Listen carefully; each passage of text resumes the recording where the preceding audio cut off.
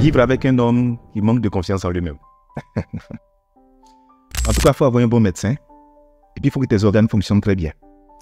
Tu sais, quand tu vis avec un homme qui manque de confiance en lui-même, les raisons qui l'ont attiré à venir vers toi, ce sont les mêmes raisons pour lesquelles il te maltraite et il te punit.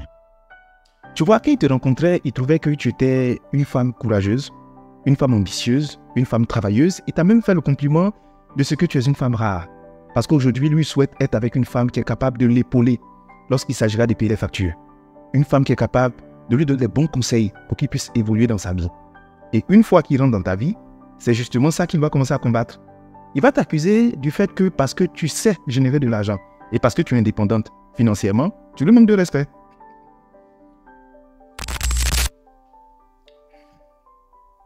Tu sais, quand tu vis avec un homme qui manque de confiance en lui-même, ce qu'il attire au départ, c'est ta lumière, c'est ton aura, c'est ta grâce, c'est ton étoile. Et une fois qu'il rentre dans ta vie, son objectif premier, c'est de chercher à diminuer l'exposition de cette lumière ou même à l'éteindre.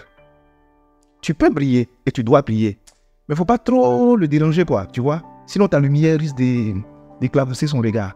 Donc finalement, ce qu'il va faire, il va baisser l'intensité jusqu'à l'éteindre. Et vous deux, vous allez vivre à l'ombre de sa propre lumière. Malheur à toi, si lui, son éclat, c'est comme pour luciole, c'est comme pour bougie, ou bien c'est comme pour torche, c'est de même que vous allez vivre vous deux. Quand tu vis avec un homme qui manque de confiance en lui-même, il ne conçoit rien en duo, il conçoit tout en duel. La moindre des petites remarques que tu fais, ça l'énerve.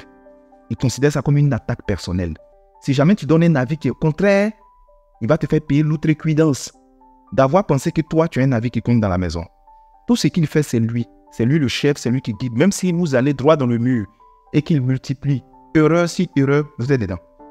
Donc pour lui, il n'y a pas de causerie. Et son mot préféré, c'est tu es impoli, tu es respectueux. C'est impossible d'avoir un débat d'idées sur la vision, sur les objectifs. Non, c'est lui qui décide et il t'impose ça. C'est que tu vis avec un homme qui manque de confiance en lui-même, il est contrôlant. Et il considère que tout homme qui est autour de toi, c'est une source de menace. C'est le genre de personne que tu dois constamment mettre en confiance. Non, ne t'en fais pas, je suis là, je ne veux pas partir. Tu sais, je suis là.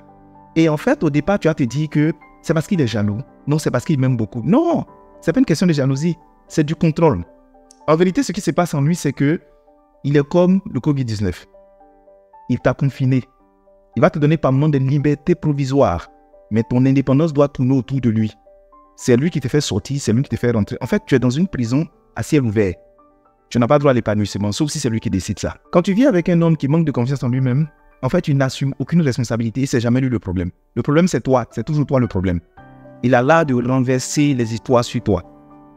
Il est incapable de s'excuser, de reconnaître ses torts. Le seul problème, c'est toi.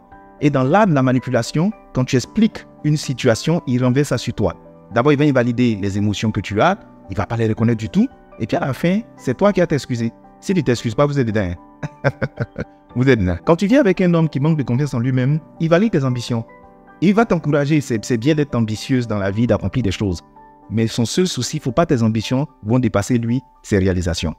Tu vois, sois ambitieuse, mais pas trop. En vérité, vous avez besoin de vous rencontrer quelque part. Et quand il se rend compte qu'il a des difficultés à monter jusqu'à ton niveau, il te rabaisse pour que tu viennes le croiser à lui son niveau. Voilà, c'est quelqu'un qui va se promener, qui va te dénigrer, qui va parler de toi de façon péjorative. Souvent, tu entends parler de toi et puis tu es dépassé.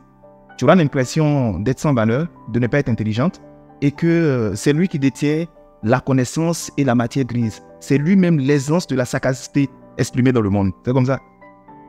Alors, j'aimerais lancer un appel à toutes les femmes qui m'écoutent en ce moment. Si votre homme réunit 3 ou 4 critères de ce que je viens de citer, ne vous en faites pas, il y a un énorme problème de confiance. Et la bonne nouvelle, c'est qu'à Juste Crépin Consulting, nous donnons des cours, nous donnons des formations, nous faisons suivi pour les hommes afin qu'ils réussissent à s'en sortir dans cette situation-là. Parce qu'en vérité, ce n'est pas souvent de la faute de ces hommes. Ils ont grandi dans des contextes où il était difficile d'avoir confiance en soi. Ils ont entendu des choses, ils ont vécu des traumatismes. Et la confiance en soi, c'est quelque chose qui se développe. Sauf que si vous restez dans cette même situation, pensant qu'un jour il va changer, bon, on ne change pas si on ne travaille pas sur soi. Et vous savez, si vous parlez de thérapie, de couple ou bien de formation, il ne va pas comprendre. Donc, c'est à vous de prendre les devants. Vous écrivez, on va discuter les conditions et puis on va le suivre. S'il a confiance en lui, toi-même tu serais épanoui. Mais tant qu'il manque de confiance, tu vas être son ennemi.